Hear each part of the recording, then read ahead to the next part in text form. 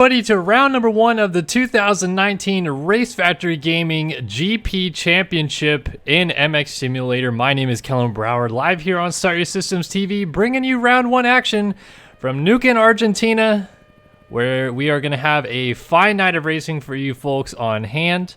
Getting everybody loaded in right now, and they're going to have the UID grab right now for the 250 division, which will be going first.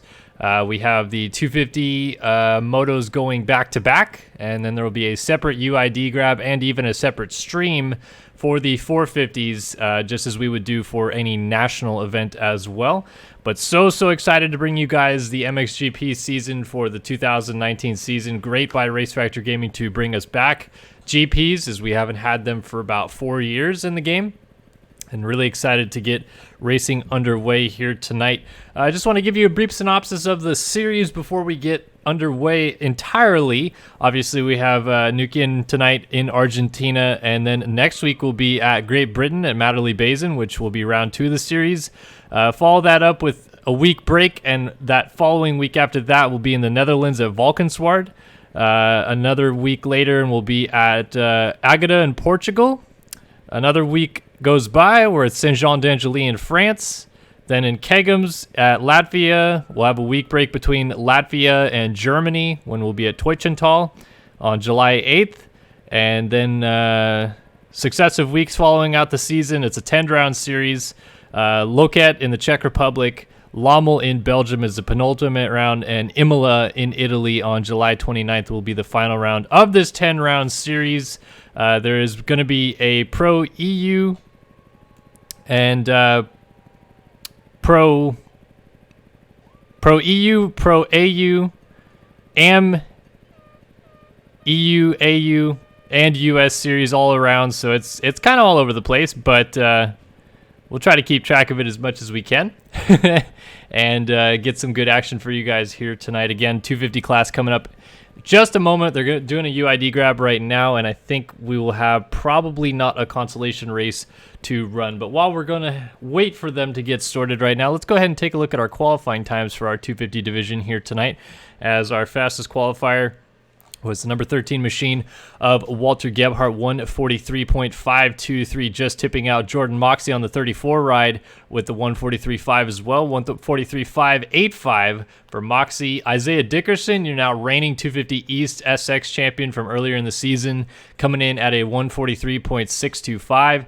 Jack Gatlin on a 144.4. Ben Seaberg on a 144.6, so good to see some foreign flavor mixed in as well, some Aussies, some Brits. We'll see the whole gamut of people mixing it up here tonight. And as I said, we're going to get racing action started in just a quick minute.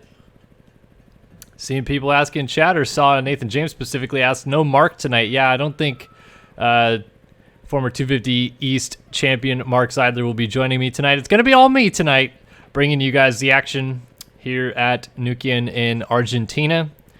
Monday night races, Monday night special edition races here on Race Factory Gaming action.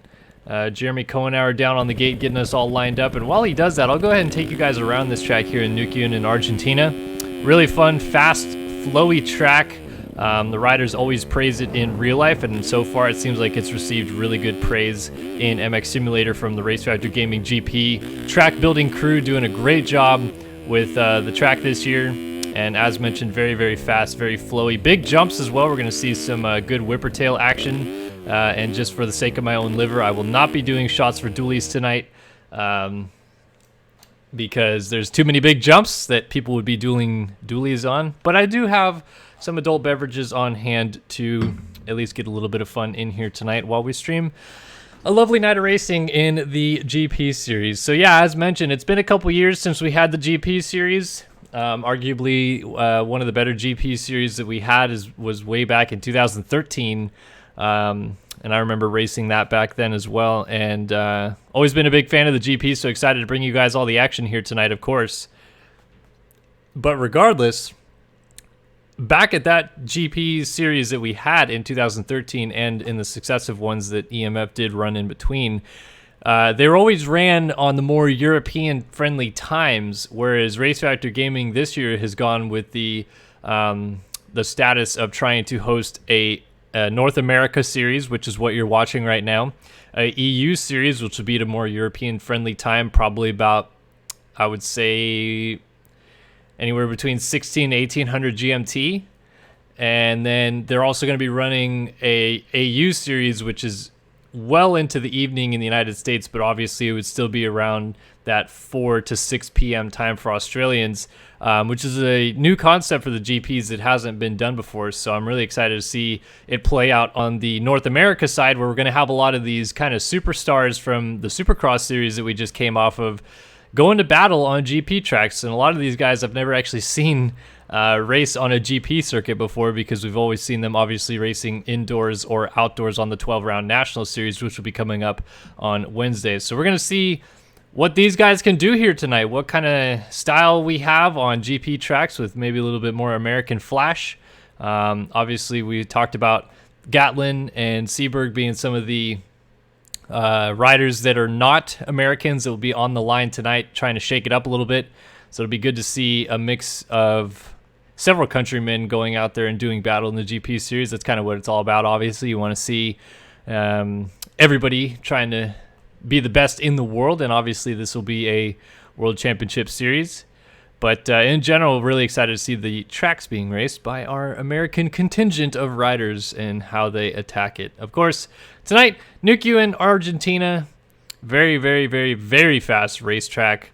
Kind of a loamy, soft dirt base, track length about a little less than a mile in total. Probably going to get somewhere in the range of 15 to 18 laps in, if I could imagine, for a 30+2, which we'll be doing 2 of back-to-back here tonight.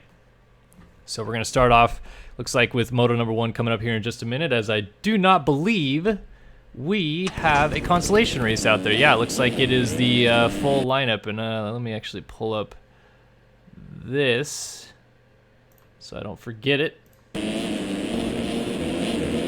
We got a full contingent of riders out here tonight, giving it their best, is trying to do what they can. Andrew Peakman, Travis Brown, Zoa Cross, Kyle Howard, Rasmus Eriksson, Ben Seberg, Craig Leak. Whoa. What is my camera system doing with Craig Leak right there? Walter Gebhardt, Daniel Mills. See Isaiah Dickerson rolling through here on the 25.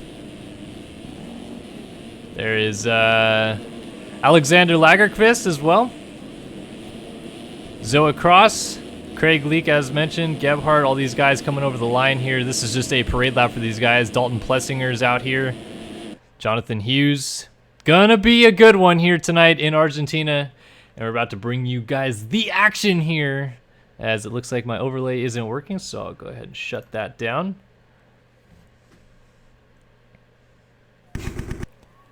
"30 minutes plus 2 laps, and the first GP race of the series. Are you guys excited? I know I'm excited. It's time to get the action underway here down in Argentina, South America, the Mxgp of Argentina. We got a whole host of guys down the inside here. Looks like Hunter Porch, Jonathan Hughes, Isaiah Dickerson, Walter Gebhardt, all lined up on the inside as JLV moonwalks his way off the track. It's time to start the 2019 GP season here in Argentina as we are underway and racing. Oh, look at the land rush into the first corner. Some guys from the outside trying to get in there. Instead, it looked like it was going to be Seberg, but Leak from the outside gets the whole shot, leads the field through the first couple of corners.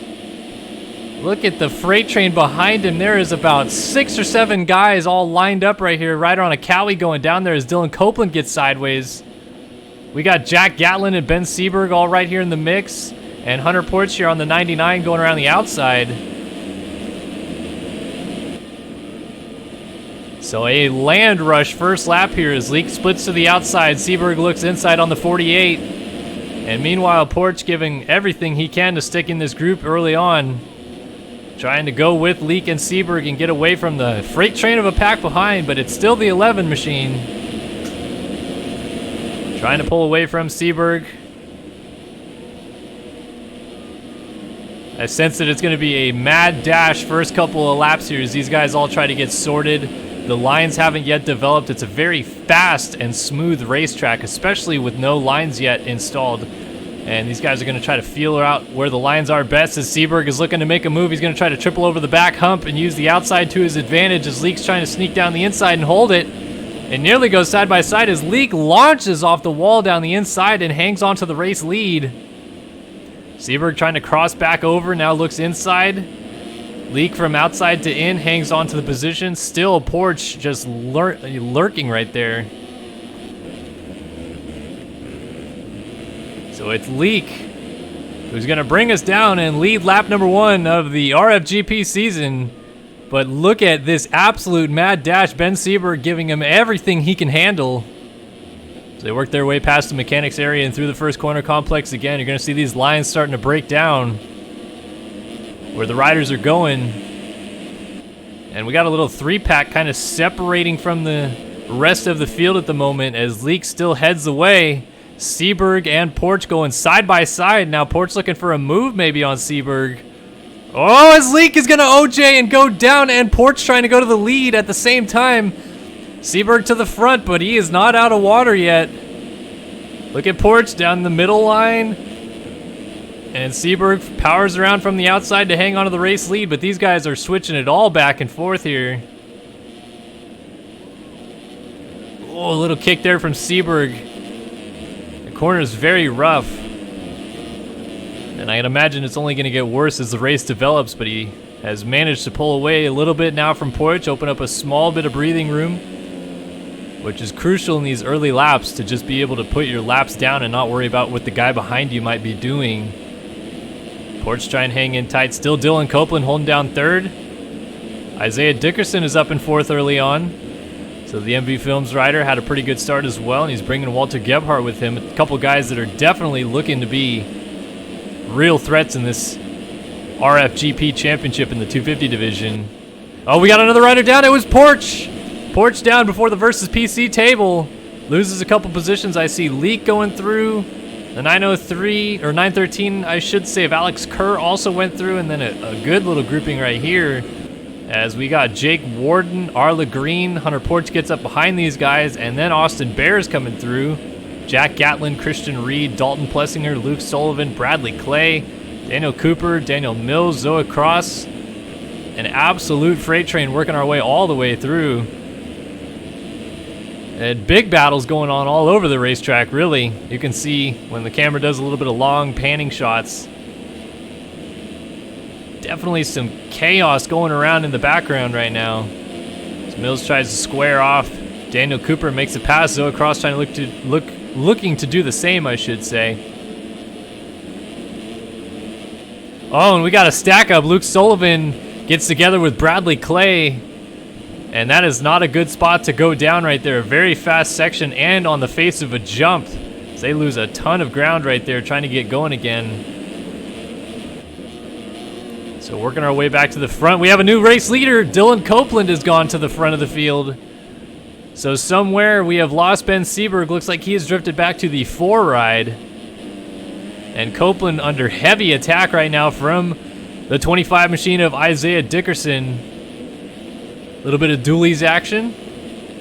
Love to see it, whether or not I'm taking the drinks tonight. And Copeland trying to hold on to the lead as they both cross down to the inside. Copeland just trying to maintain his line. And Dickerson looking for another way through as Gebhardt is trying to come with Dickerson. So these two are on a mission as Copeland loses it and takes down Dickerson. Dickerson had nowhere to go, right into the back of Copeland. So Leak is going to slide back on by Dickerson, as does Hunter Porch. Kind of resets everything once again. And it's still Copeland leading, but now he's going to be under attack from Walter Gebhardt and Seberg, who did have the lead. We're only 5.5 minutes yet into this race, guys. There's still a lot of things going on here. Oh, and Copeland loses it now in the third corner, or in the second corner, I should say. Basically a long second corner here. It's kind of all blended together. So now Dickerson is going to get by him, as does Porch. And it's really going back and forth at the front here. These guys can't quite figure it out, playing a little bit of musical chairs as Gebhardt taking over the race lead after that Copeland mistake, as Seberg putting the pressure on him.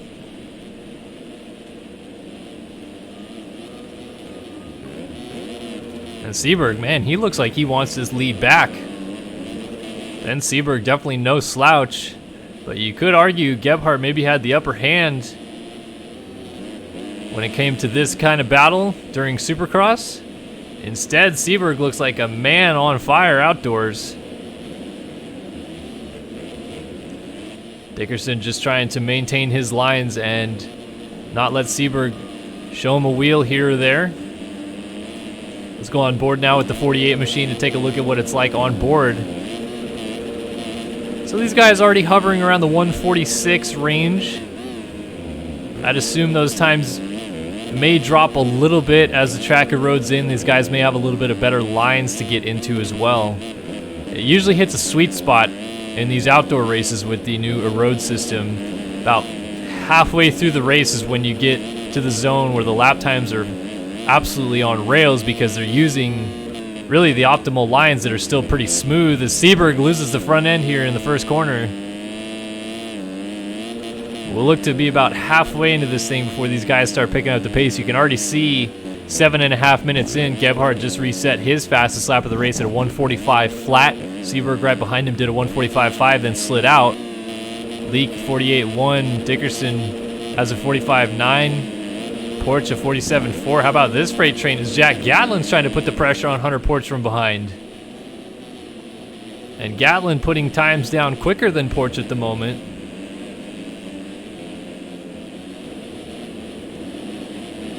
So all these guys kind of funneling into some similar lines.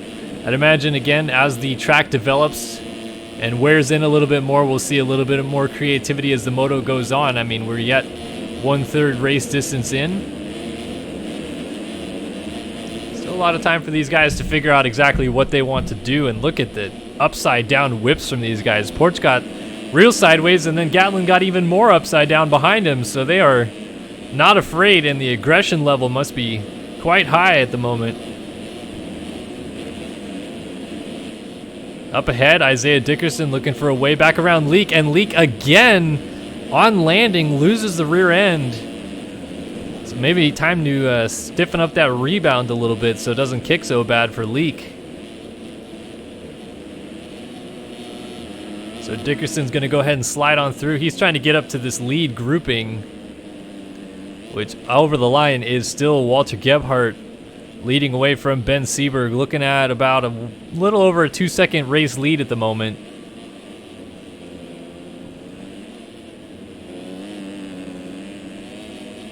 And Gebhardt, of course, always really, really fast. Whether or not he's got the full 30+2 in him, we're going to find out here. And at the very least, Ben Seberg is wanting to give him a challenge here before the halfway point. Doesn't want to let the 13 machine get away.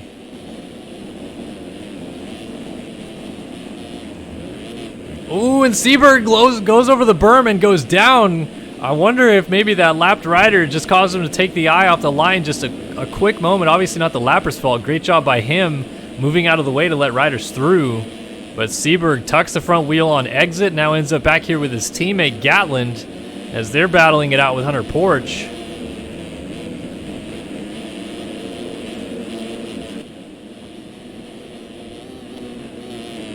Up ahead, Isaiah Dickerson getting away from those guys now as Gebhardt has a pretty good sized lead to work with, looking at about 9 seconds or so to work. And of course, Dickerson wanting to just try to give chase and hope that the mistakes start raining down for your race leader. And these guys back here still having a furious battle as now Seberg, he's able to squeak back by Porch. Caught the tail end of it there, but maybe used the outside line of that sweeper to his advantage. Really carried his momentum and then just scrubbed the bagels off of that jump face. Gets around Porch.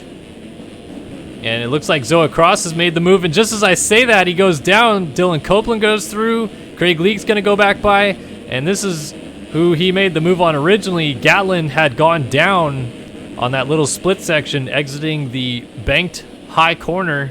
Just saw it at the tail end of my vision, and it looked like he may have tumbled off the top of that thing. So he loses a couple positions. Craig Leake And Dylan Copeland going on through. Still a battle between Hunter Porch and Ben Seaberg, though. These two cannot seem to shake each other.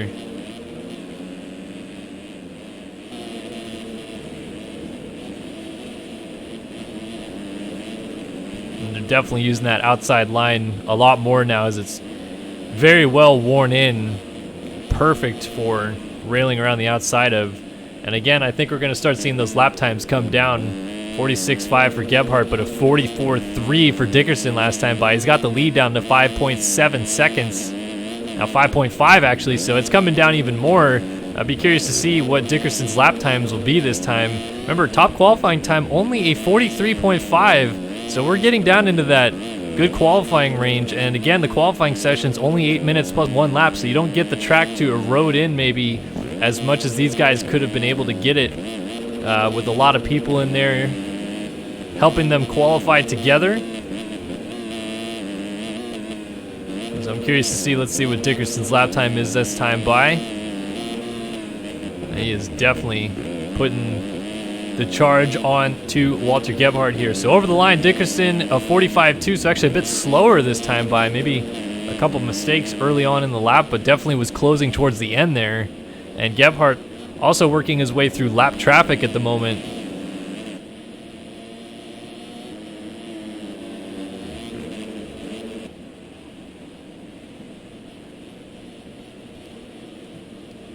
So Gebhardt, and then Dickerson. A little further back, we find Ben Seaberg. Hunter Porch, still right here in 4th. Dylan Copeland back in 5th, with Craig Leak right behind him. Jack Gatlin 7th, 8th for Kevin Gonzalez. 9th, Jordan Moxie, and 10th, Dalton Plessinger, as we do a really quick top 10 rundown. Gonna wait till we're about that 20-minute mark, and we'll do a top 20 rundown and see where the field has separated through to.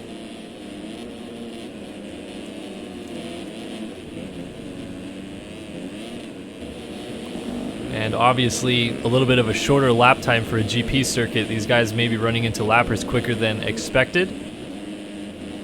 But that's just going to be the status quo when you have nearly 40 guys all on the same racetrack.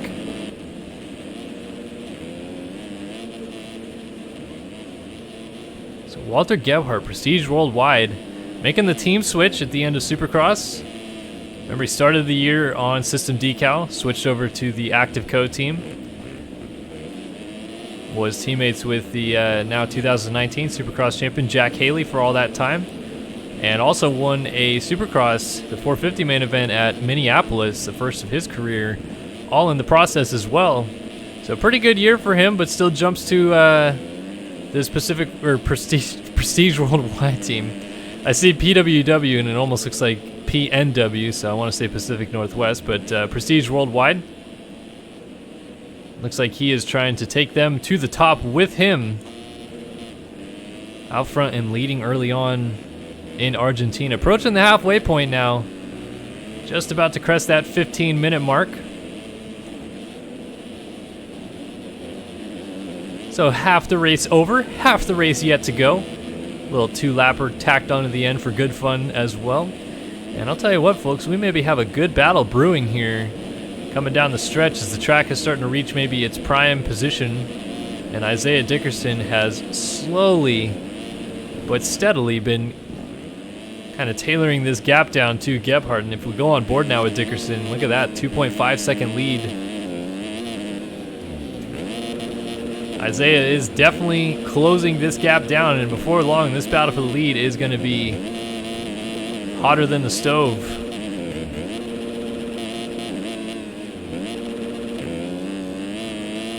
As they work their way through the back portion of the racetrack, looks like got it down to about just under, right at that 2 second mark.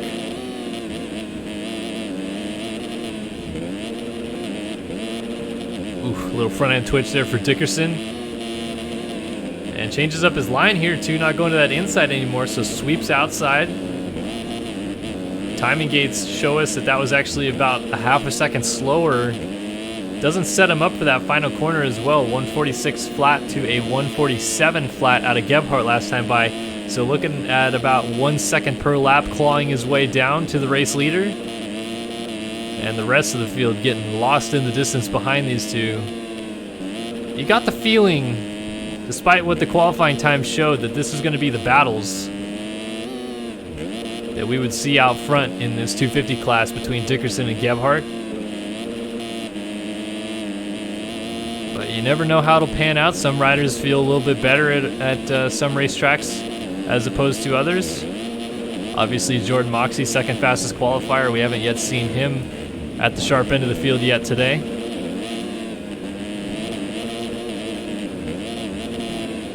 I'll tell you what, Dickerson is really starting to close this gap down to 1.7 seconds. Can see Gebhardt right in front of him there.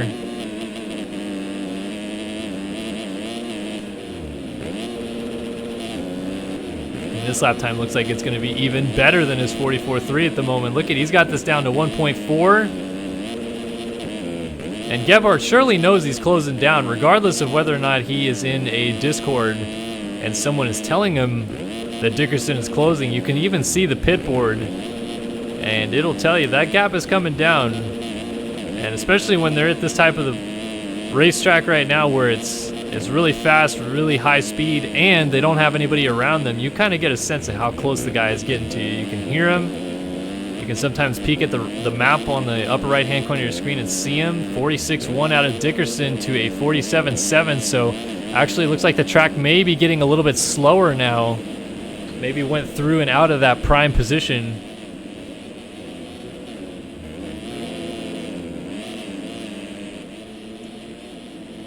And this battle is starting to brew. Isaiah Dickerson. Will he actually get it all the way closed down here on to Walter Gebhardt, or does he still have a little bit of stretching out here to do?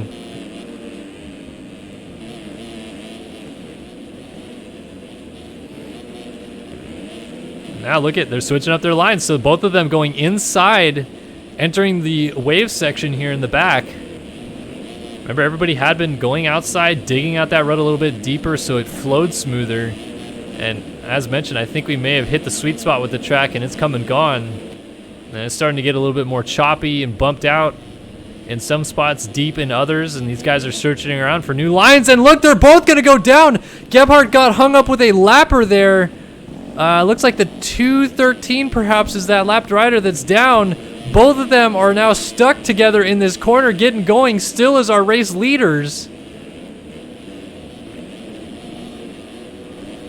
And it's the 203 who was actually in that mess. So he's just trying to get out of the way right there. Gebhardt and Dickerson trying to battle it out front. And lappers getting strewn around. It was Connor Wells on the 203 who had gone down. And the battle for the lead is on, approaching the 20-minute mark here. Isaiah Dickerson trying to close it down and put the pressure on Gebhardt. They both go down with a lapped rider, get up at the same time, and the battle continues. It's kind of the beauty of MX Simulator. Fallout crashes as Gebhardt loses the front end in the final corner, and he's gone down. Your new race leader, Isaiah Dickerson, crosses the line at the exact 20-minute mark of the race. 10 minutes and 2 laps left to go, and suddenly he's thrust into a nice little 10-second race lead here.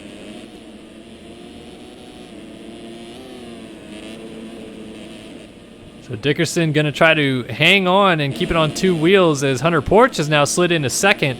That crash between Dickerson and Gebhardt kind of caused that grouping that they'd really pulled away from to close it down. So now 2 crashes in 1 lap for Gebhardt, and not only does he lose the lead, he loses second at the same time. But it is his teammate. I'm sure these guys are going to try to hook up and go forward. Got a pretty sizable gap now opened over Ben Seaberg. It's really just these two to dispute who is the better man.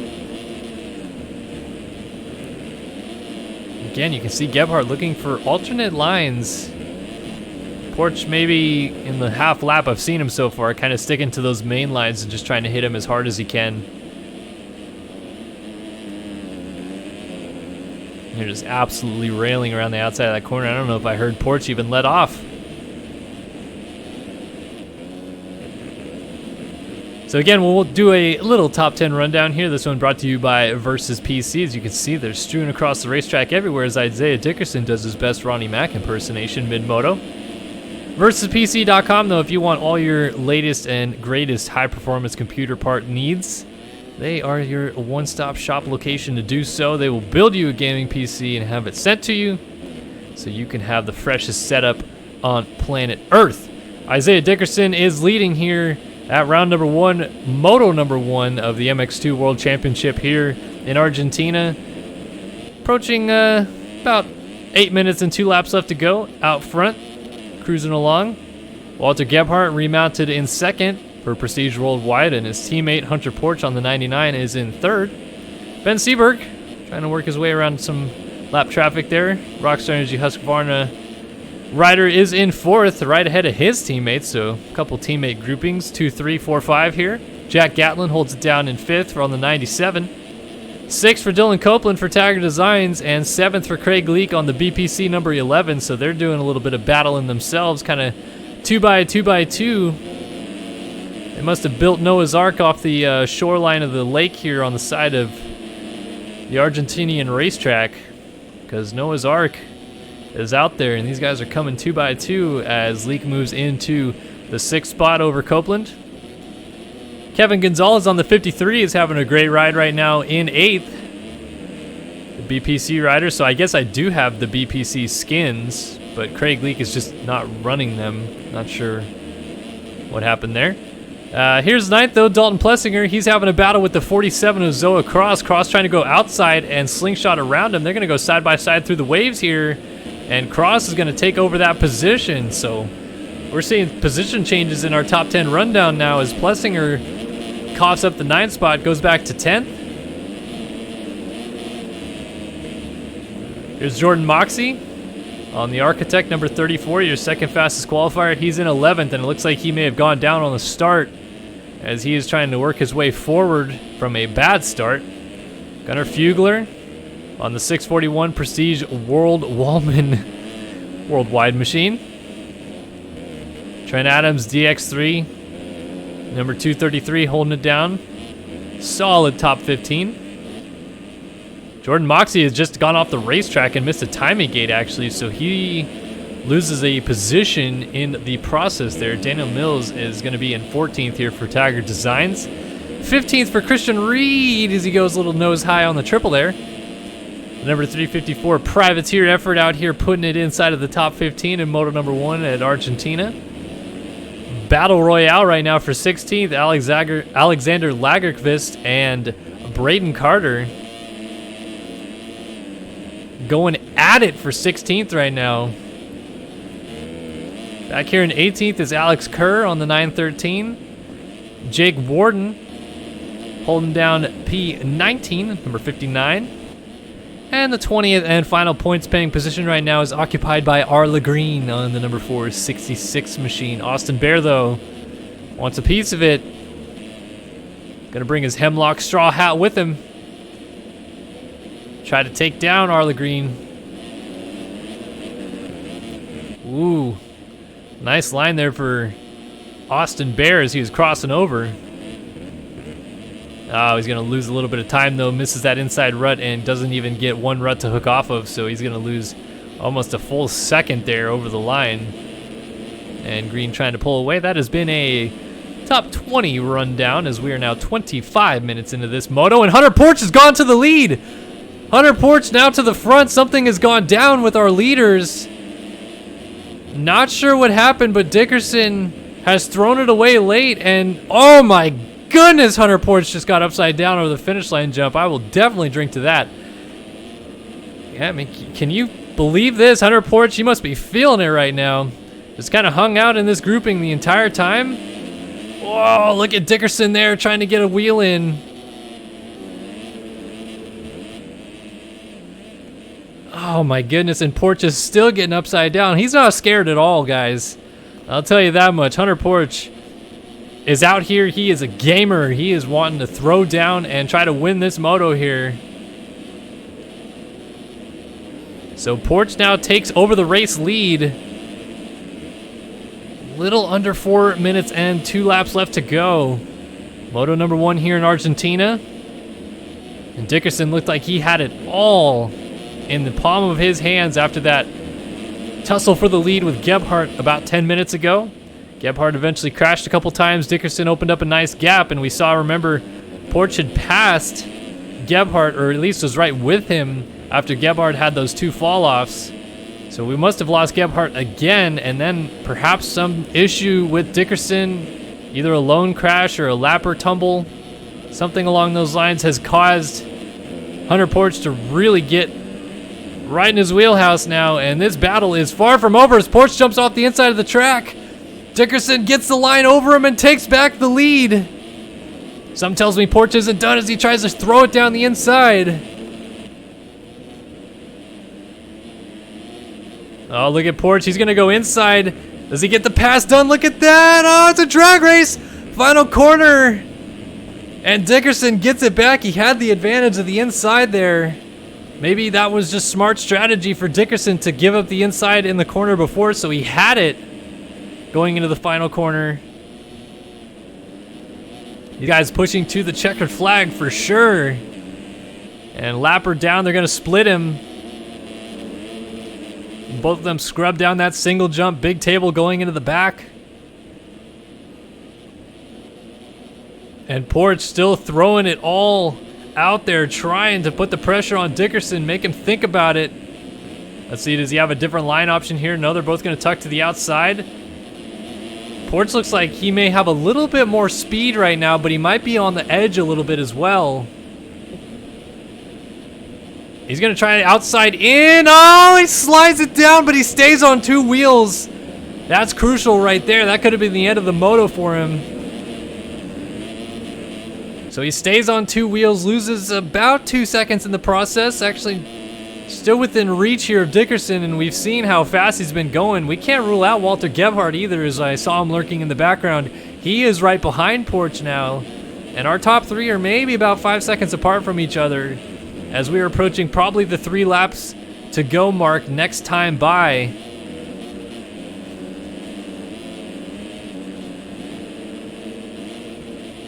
This race is far from over, folks. Dickerson obviously had an issue a couple laps ago. Might have another one, or Porch or Gebhardt, maybe they have something to answer for here. Maybe they put a couple burners down these last couple laps. We've seen Porch has been absolutely flying. And Gebhardt as well, now closing down the gap. Let's take a look at the lap times over the line this time by 47.9. Again, the track has gotten a little bit slower. 50.4 for Porch, but obviously he had that mistake, and a 48.8 for Dickerson. So actually Gebhardt going about a second faster than really everybody around him at the moment.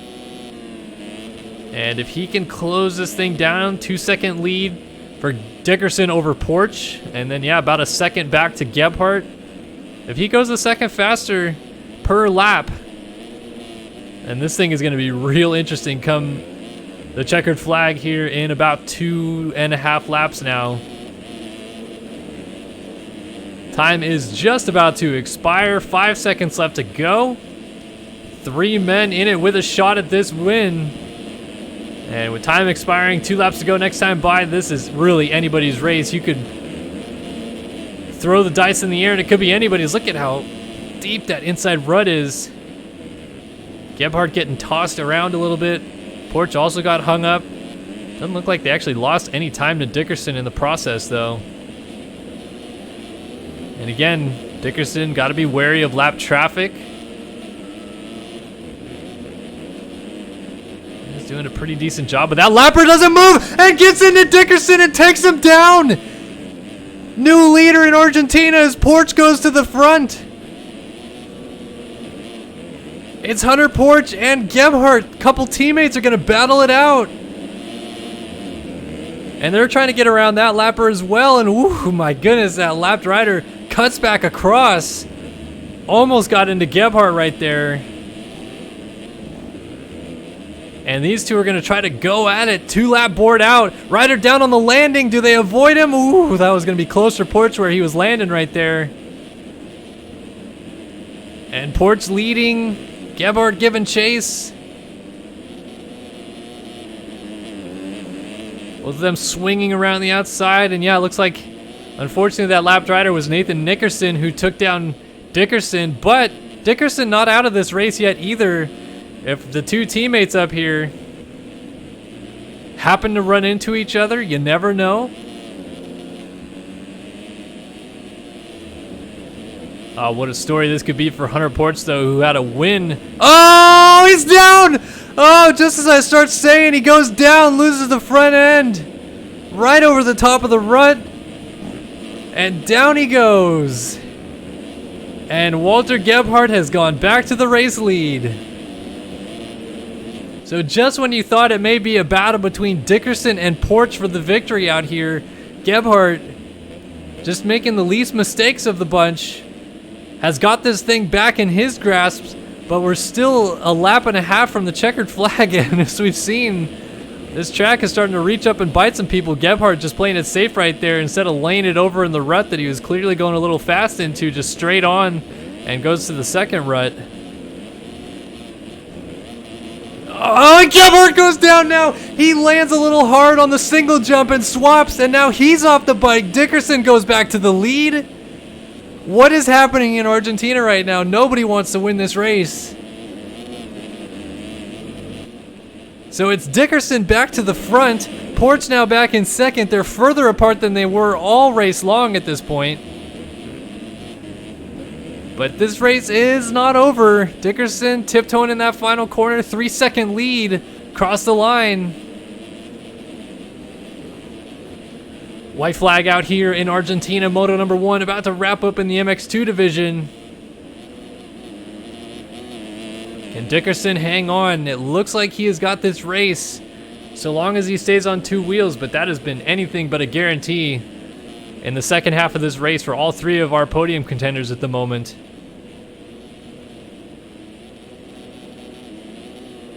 Dickerson just trying to hang on. Porch and Gebhardt both look like they're actually throwing caution to the wind.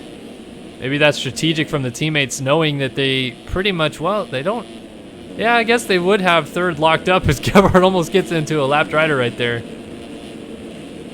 So it's either Porch or Gebhardt finishing second or third or winning this thing, depending on how much pressure they can put on Dickerson. I mean, look at Porch right now. He is on absolute rails in the second half of this lap thus far. Got the gap down to right at 2 seconds. Remember, it was 3 seconds to start the lap, and now it's under 2. A little mistake would be all it would take out of Dickerson at this point. And Porch is still throwing caution to the wind, blows the rut there a little bit. But this gap is right there, 1.2 seconds now. Porch looking to tuck inside and use this scrub jump to his advantage.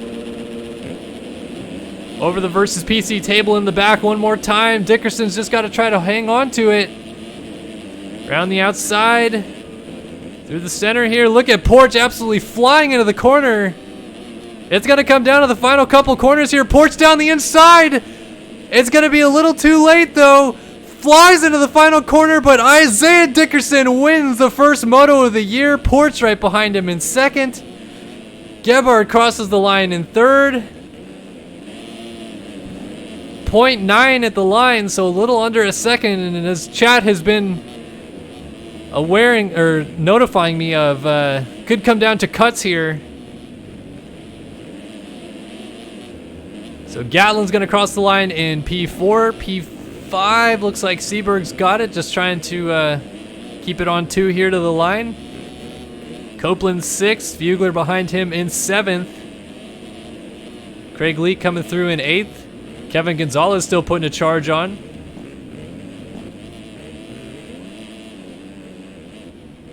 He's not going to get there, though. Good try. And Zoe Cross looks like he's going to go ahead and round out our top 10. As the 47 machine all alone right now in 10th. His teammate Trent Adams, though, behind him. Looks like he has got 11th wrapped up, barring a fall, of course. Dalton Plessinger, 12th. 13th for Christian Reed, 14th Jake Warden, battling it out with Lagerquist here, so this isn't over yet. P14, Lagerquist throwing it down the inside, gonna cut the racetrack here. That may come down to cuts at the end. I don't know if Warden is thinking that, though. I think he's just trying to make the pass as he swings outside. Lagerquist gets the line, goes into the final corner, and Warden's going to go down. So he's going to cough up a spot to Carter. He's going to cough up a spot to Mills. If Warden had just stayed on 2 wheels, he would have finished 14th based on those cuts. Instead, he's going to cross the line 17th and be lucky to get a position on cuts. Austin Bear looks like he is going to get 18th. Got to avoid the lapper down in the final corner. 19th for your second fastest qualifier, Jordan Moxie. He's okay that he's gone down because everybody behind him was 1 lap down. Alex Kerr, P20, 21st for Sullivan. Arla Green, Daniel Cooper, Kyle Howard, Andrew Peakman, Connor Wells, Matt Model, Jonathan Alexander, Travis Brown, Rasmus Eriksson, and Nathan Nickerson. And Nick Casella did not finish this race. Nickerson gets a reprieve, though, as he was going to be on the hook for taking out the race leader and potential race winner, Isaiah Dickerson. Dickerson, though, able to come back, take the victory. Our top 3 stands, top 5 stands. Let's see, any cuts? No, top 10 stands. And looks like Lagerquist stayed 14th. Braden Carter lost 15th to Mills on cuts. Warden stayed 17th, 18th for Bear, 19th Moxie, and 20th was Alex Kerr. Woo! So, what a wild first race of the season here in Neuquen in Argentina. Nothing better than a 3-rider battle going down to the finish line to kick off the GP series here in Race Factory Gaming competition with Isaiah Dickerson, your newly crowned 250E Supercross champion, coming out as the victor. But folks, 5 minutes from now, we got another moto coming up, and it's going to be a good one after what we just saw here in race number 1 for the 250s. They're going to go head-to-toe, though, for another 30+2 on the other side of a short 5-minute break. Looks like, yeah, they have already made the announcement for a 5-minute break. So I'm going to have a little bit of fun by myself. This is now usually the time where I throw it to the chat. Looks like we got a hefty 60 people hanging out tonight. You guys have any questions or things you would like to discuss? I'd be happy to break it down a little bit further if I can. Or maybe our lovely chat will be able to chime in and help. But I just want to feel what this track feels like that these guys are just racing on. Very bumpy race surface. Looks like those lines in the first corner were getting a little bit chewed out. Love the flow of this track, though. Big jumps. Very, very, very fast racetrack. We've touched on that a bunch.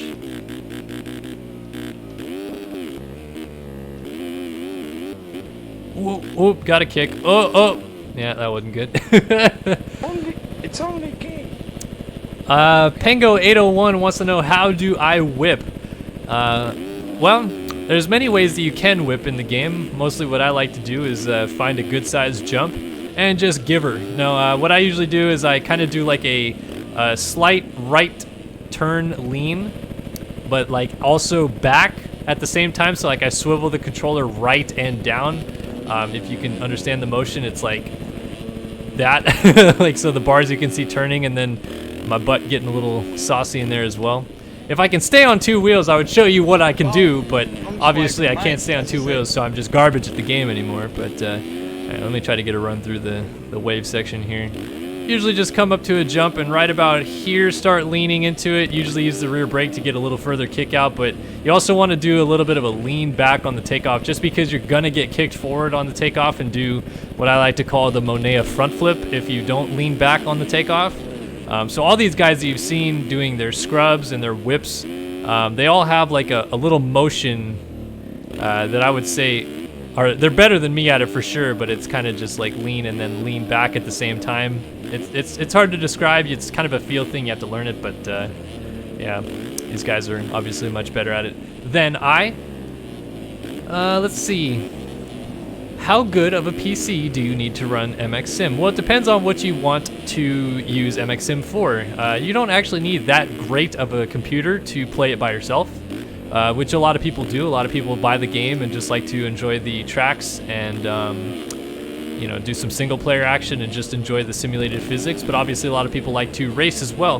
Definitely need a much higher end computer to do the online races. We have 40 riders on a racetrack right here that you know, has some decent elevation change. The more elevation change and the more actual terrain that's being used the harder it will be on your computer, as well as the object files and things like that are used. But for the most part, the RF guys do a solid job of consolidating packs and making low resolution packs and things like that so that it's easier to run. So honestly, I think less than ever, you don't need as much of a high-end computer to run these things smoothly.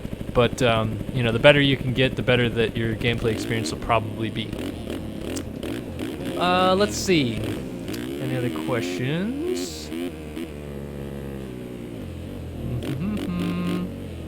Yeah, Mxgp game announcement tomorrow. Obviously, we've been waiting for the announcement. They've been hyping it up to us and doing those like subtle trailer drops where it's like, you know, winter is coming, basically, Game of Thrones style, and they're just doing like this thing where dust is flowing through the office.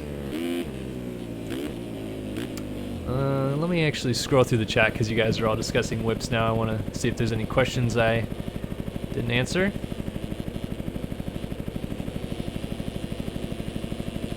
Nathan James asks, is this Roxon's year? I mean, I'd love for it to be, because I love Ken Roxon. Probably my favorite current rider, but nothing will ever trump my love for Benjamin Townley. No, I wish Roxon could step it up outdoors and be a little bit better, but obviously his concern is been fitness and getting kind of generally fatigued in races, and Supercross is not where that should be happening. Like outdoors getting a little tired, you're usually okay indoors. Having the fatigue happening indoors, that seems like it would only be worse outdoors, especially in the hot summer sun of these outdoor nationals. So if he can sort out his health issues, maybe come into outdoors a little bit less fatigued as he was in Supercross, then I totally feel it'll be a threat, but I don't know if I consider him a threat for the championship with his issues.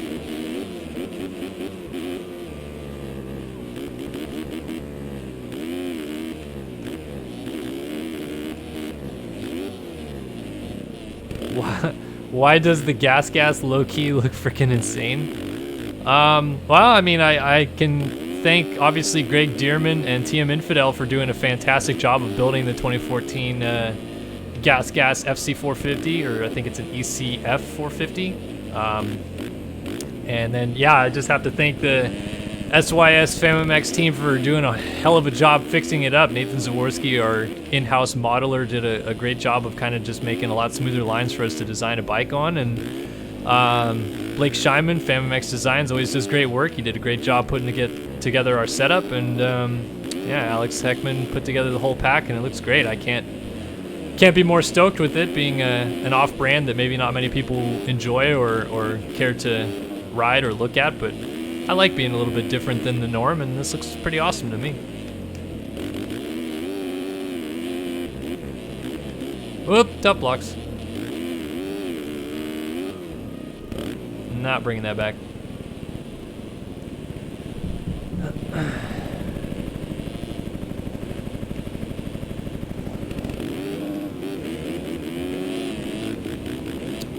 Lunch Money Lewis wants to know, did I get the JMC pack you sent me on Discord? I got everything everybody sent me on Discord that I could get. I was literally downloading packs up until I hit record on the stream and putting them in my folder, and got everything that was on the forums and got everything that was in Discord, and I had people sending me messages on Facebook, which normally I get a little frustrated at because it's like, bro, there's a skins thread, but you know, it's whatever. I understand the GP's kind of a new thing this year, so people may be a little bit confused about where to post and stuff, but yeah, I think I got your pack, dude.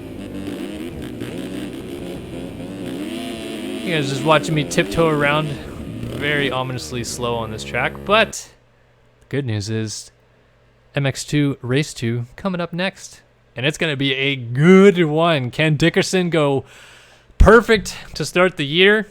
Does Porch or Gebhardt have something to say? Do the Rockstar Husky boys of Seaberg and Gatlin have anything to say? It's going to be very, very interesting. How excited am I to have GPs and MXS again? Dude, I'm stoked! Freaking stoked. I love the GPs. Love the GPs so much. Is this going to be the race? If it is the race, let's go ahead and announce it as if it's the race. Race 2, Neuquen, Argentina is a go. Unless this is just a warm-up lap, as it looks like Walter Gebhardt was lagging off the gate, so this must just be the warm-up lap. But sometimes these guys just went straight into the motos. Yep, lineup check.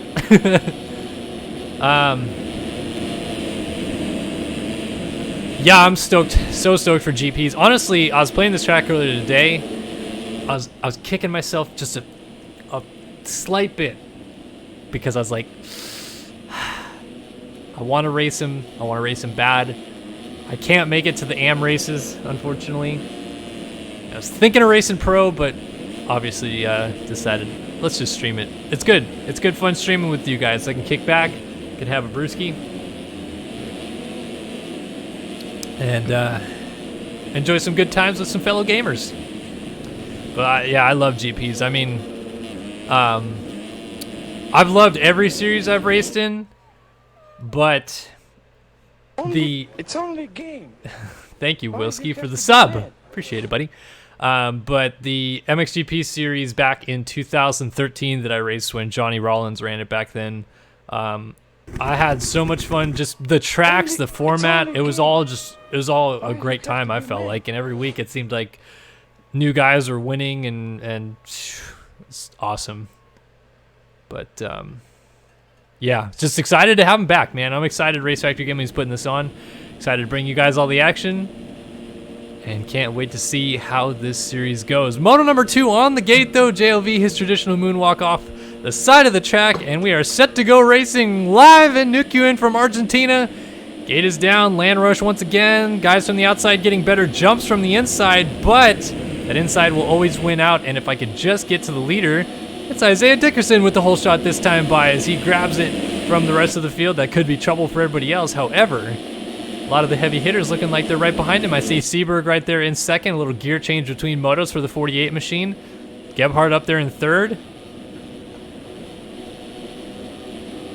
It is all strewn about here. And obviously, again, these guys are graced with a smooth racetrack. Well, I'm just waiting for a mate, as I said. As we... kind of reset the motos each time. As soon as the gate drops again, you have a fresh racetrack. Take way too long to save the terrain file, re-upload, and have everybody save that and do it over and over again. Only JLV could do something about that. Anyway, Isaiah Dickerson still looking stronger than ever after that first moto win, winning the 250 East title. Man, if anything, one thing you could say about him is this guy looks like he's going to be real tough to touch outdoors as well. Obviously, Gebhardt wants something to say about that. Ben Seaberg has been quick all day. Seaberg led for a little bit there in that first race, and already looks like he may be trying to go after the lead. Gebhardt's going to try to hop over him, though.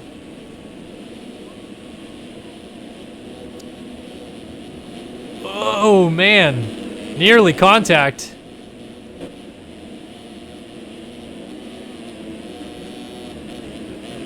What's the dude say when someone follows? Boom swag? No. My my sound effects. I think I only actually have 2 sound effects anymore. If somebody subscribes, you have the Ilya Brylyakov saying it's only game why you have to be mad, and if somebody follows or donates or something like that, then you have the wow, I'm just waiting for a mate from the just waiting for a mate video. Those are the only tags I have. Matty P 7991, buddy, I didn't miss your sub. I saw it, my friend, but there is some racing going on, but I still appreciate you. I appreciate the hell out of you, my dude, because you make this merry-round go round and round and round here. Honestly, it'd be real tough to do if I didn't have the support group of you guys helping me out. Honestly, it's just awesome to have so many good people showing up and watching these races every week. What we're watching right now is Isaiah Dickerson trying to just creep away right now as Seberg makes a small mistake, very small, but able to corral it together. Gebhardt slowly losing some ground. There is Craig Leak, who has found his new BPC skins. We're so very happy. Saw that Chase Blakely, his team manager, jumped in here earlier and said, arresting pepperonis, he's not running the skins. Well, he's figured it out now. Good to see. Dalton Plessinger Daniel Mills, Jack Gatlin all up here. So where, oh where is Hunter Porch? Here he is. Looks like he's just outside of the top 10 right now. Or actually is 10th, I should say. And this is going to be a tough row to hoe here for Mr. Hunter Porch. He is going to have a lot of work to do in a short amount of time to try to get some open space. Because really, these guys are all running about the same speed early on. I mean, we can even take a look at the lap times now. These guys have put a lap in the books. 48.7 Porch, 51.2 for Adams, so going faster than him. 47.8, 48.7, 48.8, 49.3, 48 flat, 49.1, and then 46.3 and 45.3 up front, but pretty much everybody in about the 48 to 49.5 range right now. These guys are all just throwing caution to the wind, and again, the track is only going to get a little bit better before it gets worse, if you will. We're going to get to about that 10-minute mark or so, and the lines will be worn in. These guys will be railing the ruts a lot better than they are right now since they're a little bit smaller, and it'll get real prime. The lap times will go down, and eventually it'll kind of hit a cliff like we saw maybe around that like 18 or so minute mark where guys were touching the 44s, 45s, and then by the end of the moto they were doing 47s, 48s. It's good to see kind of the range of the track development as well.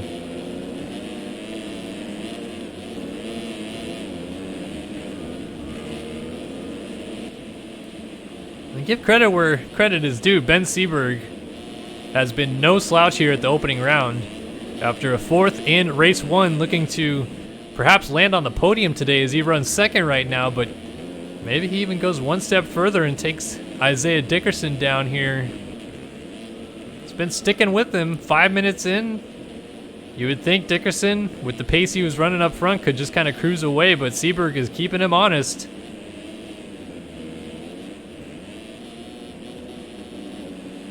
Walter Gebhardt back here in 3rd. Craig Leake has now moved up into the 4 ride. Through the inside lines there. Jack Gatlin up in 5th. Daniel Mills 6th. 7th Adams. 8th Gonzalez. Porch now up to 9th. Let's go on board with the 99 machine here as we watch this absolute chaos going on in front of him. Trent Adams right up there. Going side by side with Kevin Gonzalez. Dualies from first person perspective. Matty P 7991 wants to know, do any females race this series? Well, we may see Sabrina Ritzler, the fastest girl in MX Simulator, racing in the 450 division later tonight. If she doesn't race the GP series, she will probably be racing the Outdoor Nationals coming up here on Wednesday. But she, to my knowledge, is the only one that currently races. I know we used to have a couple girls race, but Brina's the only one still around.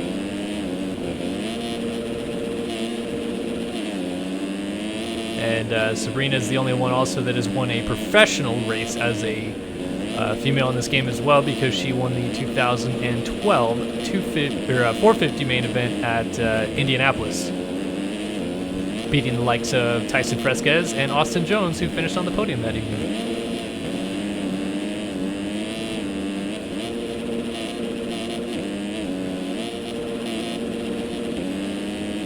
So Porch trying to claw away at these couple positions ahead of him. Fortunately enough, if he can get around this grouping, he'll be in 4th. But these guys are all riding really strong ahead of him. It is pretty tough to believe that he's just going to work his way right through him. Although he does have a little bit of a benefit as Gatlin goes down after the finish line right there on the 97, so he moves up to 8th. Trent Adams, who was able to pick up an 11th in the first moto, right now runs in 7th. Ooh, and he's actually going to put some pressure here on Gonzalez. They're throwing dualies again off the back jump. Trent Adams out here putting in the motos right now. Good to see. Obviously, Gonzalez riding really strong as well, but maybe a little more expected out of Kevin Gonzalez, who at this point is a little bit more of like a seasoned vet of the 250 class. Been around the block a little bit here. Trent Adams, new to the scene. This grouping really tightening up. Daniel Mills on the 35 right ahead of Gonzalez, so Just when you think Gonzalez might be under attack to lose a position, he instead puts his head down, closes the gap up on Mills, and now he's trying to take a position from the 35. All the while keeping Trent Adams on the 323 at bay from behind. Gonzalez peeking inside, showing Mills a wheel there. And now launching well down the inside, pulls alongside of Mills. Mills gonna have to go the on-off route. Oh, and nearly contact, but cuts the line down and hangs onto the position.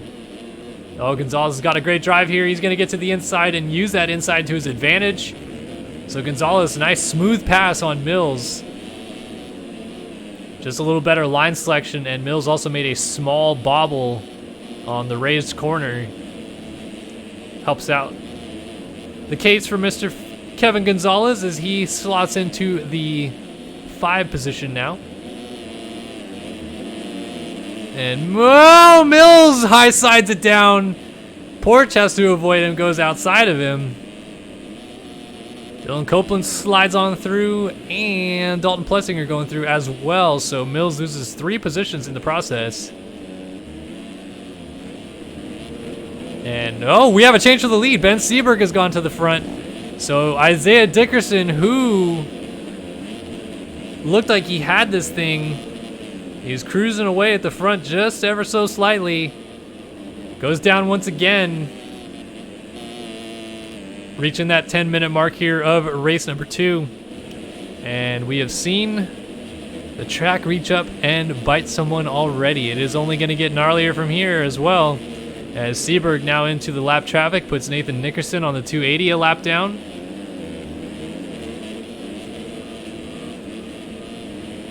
And how about it, Ben Seberg, the 48 rider out of Great Britain, putting the power to the ground as he's going to work his way around a down lapped rider.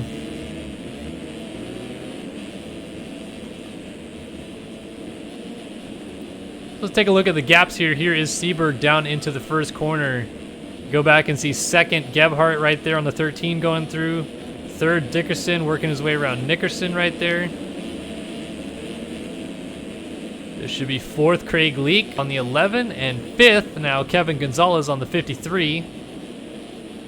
Sixth is now Hunter Porch.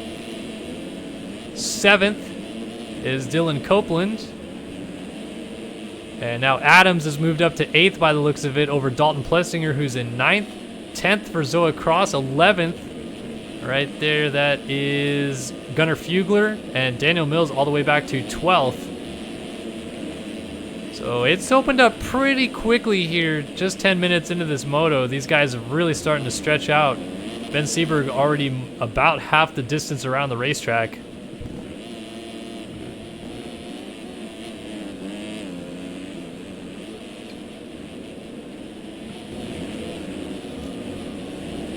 Could be a breakthrough ride here for Seberg. Slowly been getting better. Pretty solid Supercross season as well.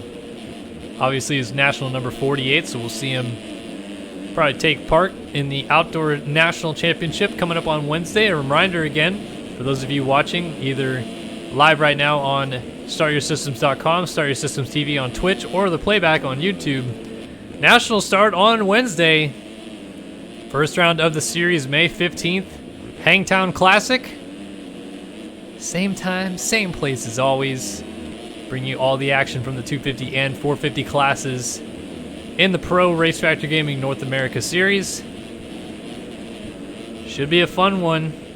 Alexis Leclerc should be back, defending champion, after a probably disappointing Supercross season.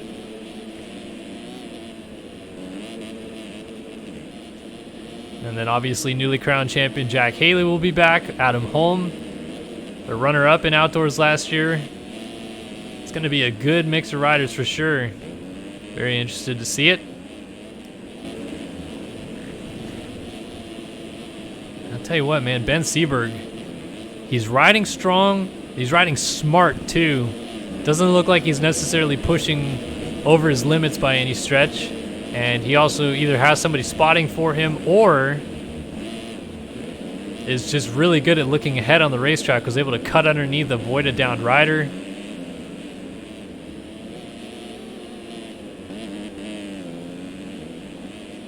Seberg just kind of pulling away from everybody. Gebhardt started right behind him and to my knowledge hasn't fallen off the bike yet and hasn't made any inroads on the number 48 rider. So Gebhardt, who looked very strong in the first moto, looked like he could have maybe won that moto.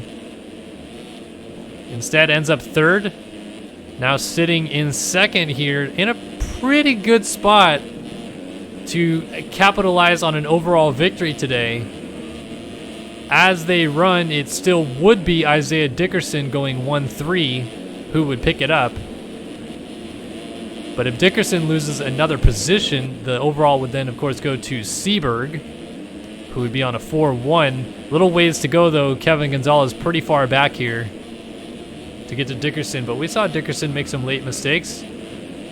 Man, we've been keeping an eye on, though, most of this moto. Hunter Porch finished second in the first race. Now finds himself back here in 5th. So he'll still end up in a pretty solid position, probably 4th overall as they run. But he'll be thinking, oh, what could have been? Almost winning that first moto. Bad start in this moto. Not a terrible start, but the track is so fast and isn't really breaking down maybe as fast as was expected, that these guys all just break out into really big gaps very, very early on. And it's pretty tough if you get a bad start, even just if you're 10th as Porch was, to make early passes, find your way to the front. He's slowly but surely done that. He and Kevin Gonzalez both working their way from around 8th and 10th to be 4th and 5th now, respectively. Who knows, maybe they'll go even further. Battle for second brewing now. Dickerson putting the pressure on Walter Gebhardt, so the 13 machine may have had a small mistake, as the gap was certainly not this close before. Dickerson trying to hug the inside. Both of them are going to send the wall.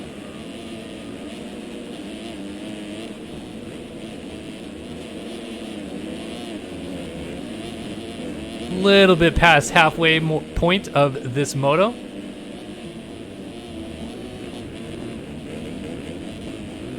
And Dickerson, just as quickly as he got to Gebhardt, looks like he's actually losing touch with him. So it may have really just truly been a small mistake for Gebhardt, and now he's been able to stretch it back out just a little bit. Interesting dynamic, though, as we run, how close the actual race results are going to be and actually how close the points will be. Oh, Seberg is down! Seberg down in the gully there, just getting going on the backside of this jump. And he still holds on to the lead, so fortunately in his case had a sizable enough lead to hang on to it. But now that opens the door of opportunity up wide open for all these guys that have just been kind of trailing him the whole moto. That was the mistake that Seberg needed to avoid, because now he's in a little bit of danger here. If he starts riding over his head, thinking I got to get back away from these guys, the mistakes can start running down. I've been in this position before. You throw away a lead like this, your mind immediately goes to panic. Oh man, and it's not looking too gravy right now for Seberg, as Gebhardt is really putting the challenge to him here. And Gebhardt trying to go inside. Seberg loses the front end and down he goes. Just as I was speaking about. Maybe got a little bit too far ahead of himself after what was, you know, just a small mistake probably that caused him to go down. He really had a great pace that was getting him well away from everybody else.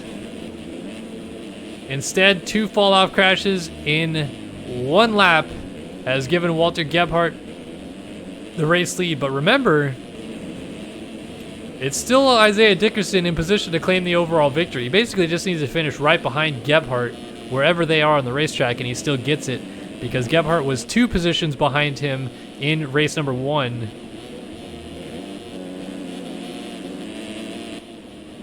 So this is maybe optimal scenario, and as I say that, Dickerson has gone down, so just gonna flip the script once again.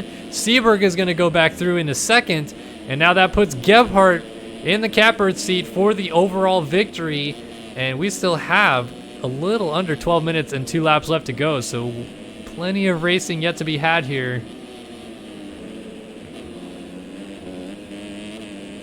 Unfortunately for Hunter Porch, who is so strong in that first moto, it looks like his chances at getting into the fight for this crazy overall battle isn't going to happen today. But there's still a lot to play for between Gebhardt and Dickerson. Dickerson, for his sake, just going to try to get back around Seberg if he can. Just actually go on board with the 25 as he has the 48 of Seberg right ahead of him.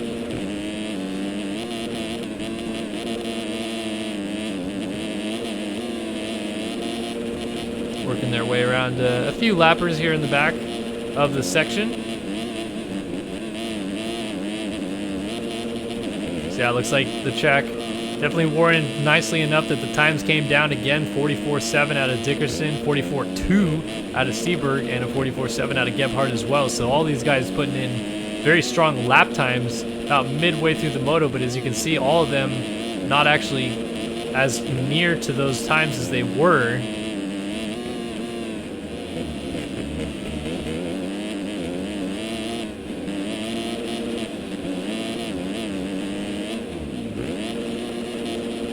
Over the finish line jump we go.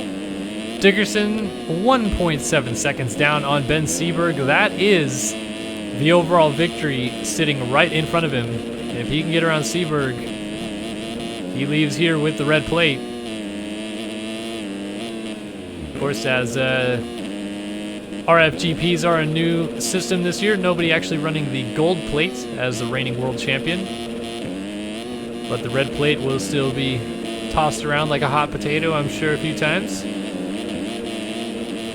Or maybe, just maybe, one of these gentlemen leaves here with the red plate and never gives it back. Seen that happen several times in Race Factory Gaming competition before.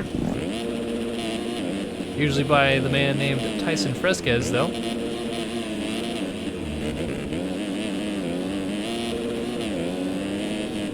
Dickerson actually losing ground now. Ends up about 2.5 down now instead.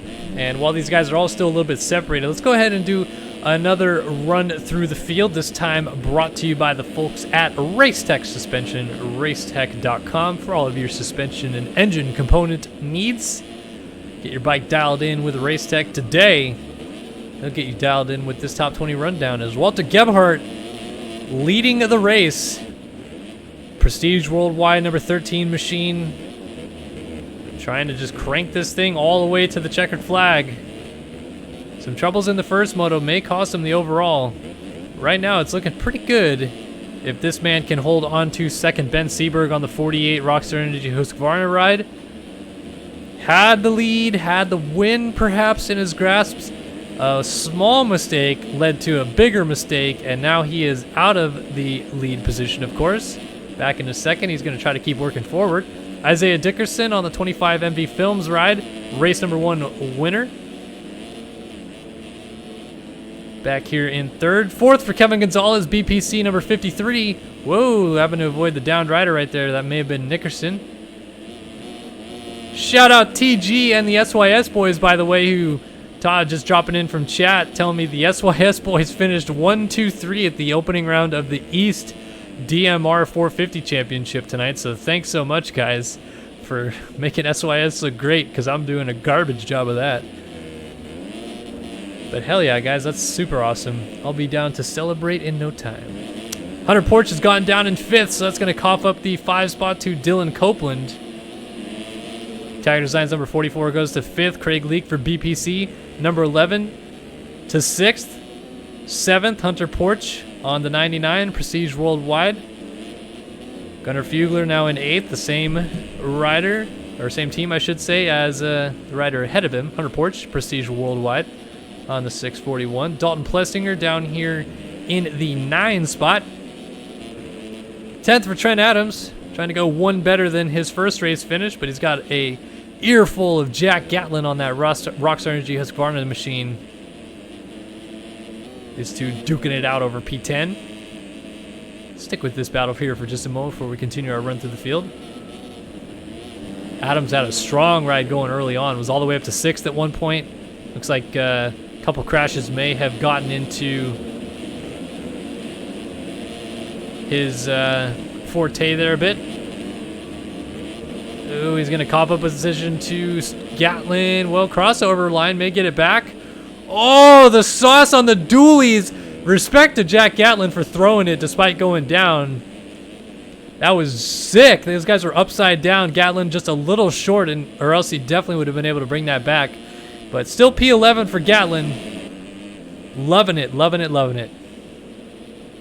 Daniel Mills back here in 12th for Taggart Designs. 13th is Zoa Cross. 14th is Jonathan Alexander, who we didn't see much of, if at all, in that first race. So good to see him up inside of the points well and truly in this one. Christian Reed still privateering it inside of the top 15. We saw him in 15th in the last moto as well. Whoa, Luke Sullivan appears to be having some sort of issue right now. Not sure what's going on. He's lagging horrendously. So it's Christian Reed, Arla Green, I guess Luke Sullivan, or not sure. So actually, let's try to see, where is Luke Sullivan? Where is he on the racetrack right now? He is, it says he's 15th, but his timer keeps messing up, and right now he is in the back section of the racetrack, which currently Gunnar Fugler in 9th is going through as well. So maybe Luke Sullivan is actually 10th, but I'm just going to call it as is. He has him 16th right now. And timing and scoring trying to catch up with us here. So 17th, now Arla Green, I think. No, he's 15th, so Sullivan 16th. 17th, Bradley Clay. Banned from DDT-TV, okay. Rasmus Eriksson on the Bud Racing Kawasaki machine comes through here in 18th. 214 rider. Trying to put on a strong showing here. Whoa, Kevin Gonzalez flipping out of 4th. We'll have to go back to him. Alexander Lagerquist here is in 19th. Final points paying position right now, though, belongs to Jake Warden of Wildside Designs. And that has been a top 20 rundown brought to you by Race Tech Suspension. Still Gebhardt leading, just about 26 minutes in, so 4 minutes, 2 laps left to go. And Dickerson's got to get a move on here. If he wants to win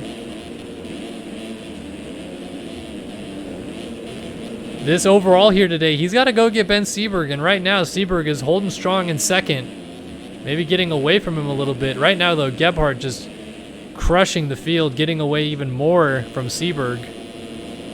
Oh, there's contact with Bradley Clay. And Seberg goes down. It's some UK on UK crime as Seberg gets together with his countryman Bradley Clay, coughs up 2nd position, and that is the gift Isaiah Dickerson was hoping for.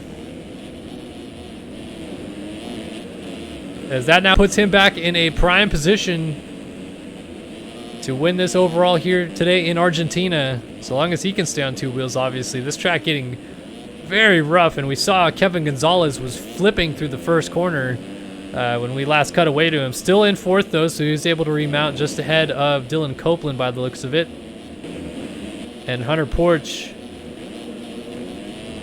not having this ride in the 2nd moto that he was hoping for, it seems. Ooh, getting caught up by Stank Dog right there. And Craig Leake's trying to hop over top of him. Kidding about Stink Dog. That was Kale Simmerock on the 726. Just a yoke, of course. But Hunter Porch is not joking about anything right now. Instead, Craig Leake is giving him the business. Ooh, Leake had a good drive exiting the corner, but his rear end just kind of slightly lost traction there. So now they're going to go over the finish line jump, nose to tail. Oh, look at Leake trying to use that inside on the off camber.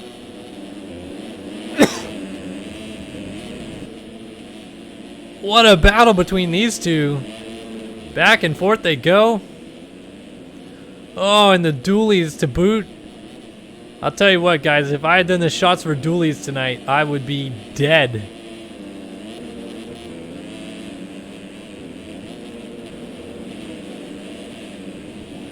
Craig Leak just not quite able to find a way through on Hunter Porch just yet.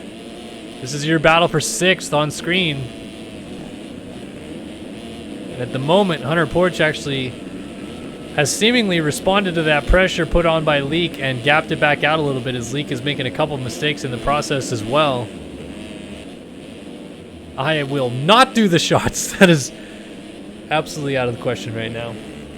Maybe once we're finally actually moved into our new house, I'll think about it. I'll think about it. Well, back out to the front. 1 minute, 2 laps left to go. So 3-lap board technically is out. Isaiah Dickerson about 7 seconds behind Walter Gebhardt right now. But that gap is coming down. Let's actually take a look at the lap times if we can. 47.6 to a 59.6. So yeah, Gebhardt had a crash last lap. That's why the gap has suddenly shrunk so much. But I wonder if Dickerson now throws caution to the wind. I mean, he can't give up the position to Seaberg or he's going to lose the overall.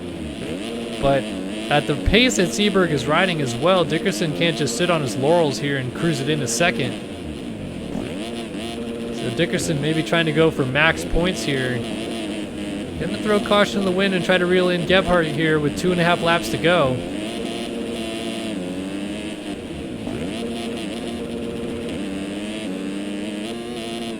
But at the moment, it is not quite working out the way he had hoped, losing ground ever so slightly as the corners go by. In fact, Ben Seberg now maybe closing it down even more, has got it down to just about 2 seconds.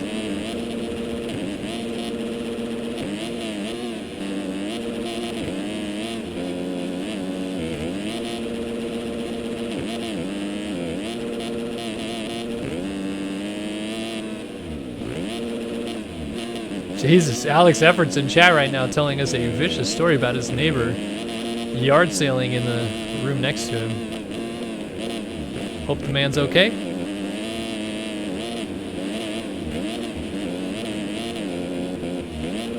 .6 seconds is that gap now. 2-lap board out. Ben Seaver trying to close it down on Dickerson.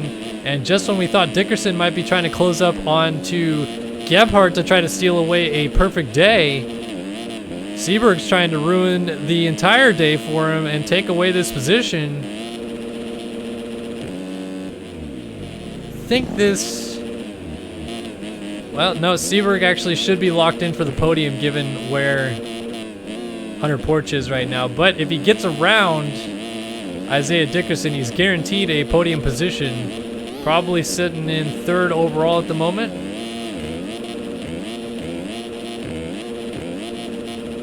Oh, down to .7 through the waves. Oh, and loses the front end. Down he goes. And Seberg off the bike. That will be the end of the challenge from Seberg.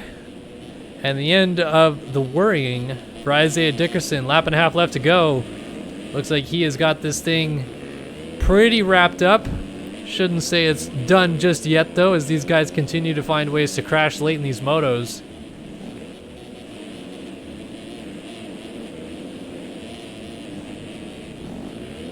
Gebhardt opting to go the on-off line, maybe just looking for some different smoother options here as the laps are starting to wind down. 1-lap board coming out this time by. And Walter Gebhardt again, only he was able to cap off a victory in that first moto. Oh, what it could have been.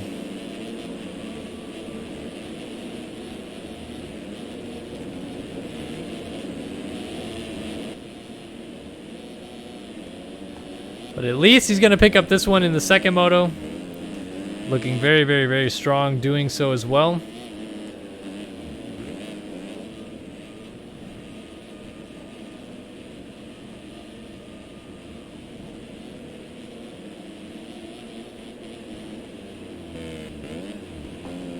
And right now he's just cruising. No pressure from behind. Obviously no pressure from in front, ha! As he is all by himself out front. What do I think of the new braking bump erode? Well, it's braking bumps, it's ruts in the corners, it's ruts and lips on the takeoff, it's everything, it's all over the place. I mean, I've actually quite enjoyed the erode from a streaming perspective because it's really great for folks at home who maybe don't play MX Simulator Online Racing or just like watching it for the racing action. You get a sense of the track actually changing lap after lap instead of it just being the same lines over and over and over again. I was actually never good at the erode, but I still personally like it a little bit more than the old system. And it allows track creators to maybe build tracks a little less tediously because they just build smooth tracks and let them erode on their own instead of oh my goodness, Gebhardt down. Oh man, woo! Almost crashed and fell off the bike right there again. Woo! All right, so final corner, Walter Gebhardt brings it down to the line. Race 2 belongs to Walter Gebhardt in Argentina, but the victory on the day belongs to Isaiah Dickerson as he wins the GP of Argentina. 1-2 performance. Looks like Ben Seberg will wrap up a 3rd place on the box, not only in this race, but at the end of the day. So we'll see a couple of American flags on the top 2 steps and the British flag flying high on the 3rd step of the podium here at the opening round of the GP Championship.